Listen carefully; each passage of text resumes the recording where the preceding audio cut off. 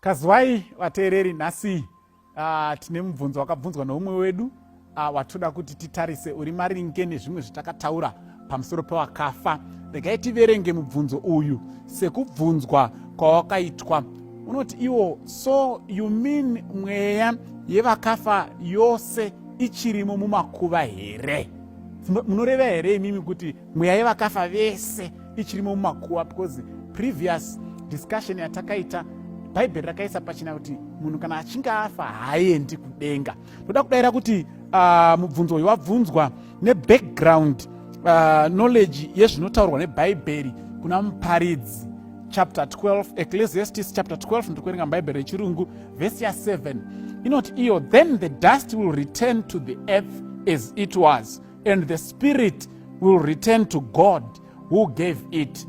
Saka bhaibheri riri kuti iro kana munhu achinge afa panoita kupatsana kwenyama iri kunzi dust, sezvo munhu akaumbwa neguruva, nemweya wakafemerwa maari naMwari. Saka munhu abvunza, kana tingati akabvunza mubvunzo ari kuti iye, saka muri kureva here kuti kana muchiti munhu haaendi kudenga, zvinoreva here kuti mweya yese yevakafa ichingorimowo imomo muguva? Ndoda kuti nditi nemuchidimbu tinoda kuti tinzwisise kuti kana tichimboti munhu, chii chatinge chitaura nezvazvo kunzi panzi pane munhu, ndokuti kugona kupindura mubvunzo uyu wekuti kune here mweya iri mumakuva pamwe chete nevhu, kana kuti zvakamira sei? Saka mukauya kuna Genesis chapter 2 vhesi ya7 ndo patinonyatsotsanangurwa nebhaibheri kuti munhu akasikwa sei. Tikaziva kuti munhu akasikwa sei, then tinganzwise kuti kana achinge afa chii chinenge chaitika.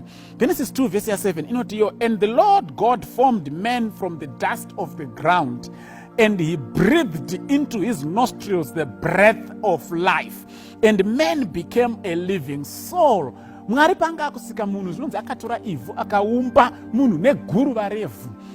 Chagadzirwa chaachitombi chakamira pananzi Mwari akafemera mweya wehupenyu mumhino dzemunhu iyeye. Munhu iya ndokuva mweya mupenyu. Saka tine zvinhu zviviri zvese zviri kunzi mweya mweya. Kune mweya wehupenyu unova ndo wakafemerwa muchitombi, koita mweya mupenyu wakazovapo mushure mekunge chitombi chamukati chagamuchira mweya wehupenyu.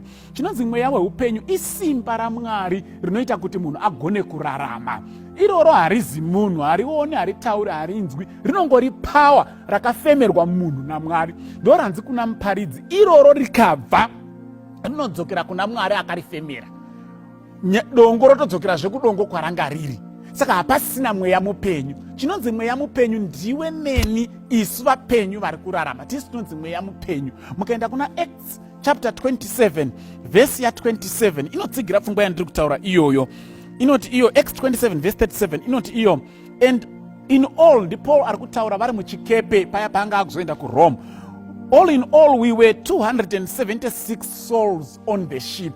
Kureva kuti Paul paakaverenga vanhu vanga vari muchikepe, he counted 276 souls. Saka chinonzi soul from Genesis 2 verse 7 mubatanidzwa wenyama nemweya wehupenyu nesimba rinopa upenyu, ndo zvinogadzira a living soul.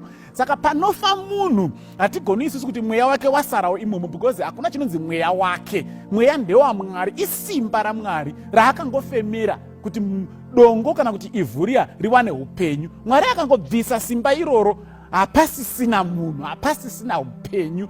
Zvatova sezvazva zviri pakutanga munhu asati asikwa. Saka toda kuti tipanyatsopanzwisisa ipapapo vana vaMwari kuti kana simba raMwari rinopa upenyu rikapatsana nenyama, hapasisina munhu. Ndo zviri pana muparidzi 12 verse 7. Kana zvabatana ndo Genesis 2 verse 7, pane mweya mupenyu. Saka chinonzi mweya mupenyu ndini newe, that's a living soul. But tikaseparata nyama nesimba rinopa upenyu, hapasisina a living soul.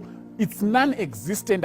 Usatombofuna kuti kune munhu kune mweya wake, hakuna chinonzi mweya wake. Mwari hana tumasherefu tunoti mweya waBernard, mweya waSusan, mweya simba iroro rinongodzokera muna Mwari, because raibva muna Mwari paakarifemera. Saka rinongodzokera zvakare muna Mwari. Saka dai Mwari akatibatsira tizinzwise kuti kana munhu achinge atongofa atofa, pamunozoenda kuna Ezekiel 37 taakuratidzwa zvekuti chii chichaitika panouya Jesu Kristu. Nyama iya zvakare nemabhonzo zvaakubatana zvine mweya wehupenyu, munhu akuva zvakare mupenyu. Ndo zvinotaura pana Ezekiel 37. Mapfupa atakaviga Mwari akufembera zvemweya wake, munhu akutanga zvakare kurarama. Saka iko zvino izvi vese vakafa, they are non-existent. Hakuna ari conscious in any way or any form, because zvakaseparata. Simba rinopa upenyu nenyama zvakaseparate. Simba rinopa upenyu rikadzokedzana nenyama, takuva zvakare nemunhu mupenyu. Dai Mwari akatibatsira.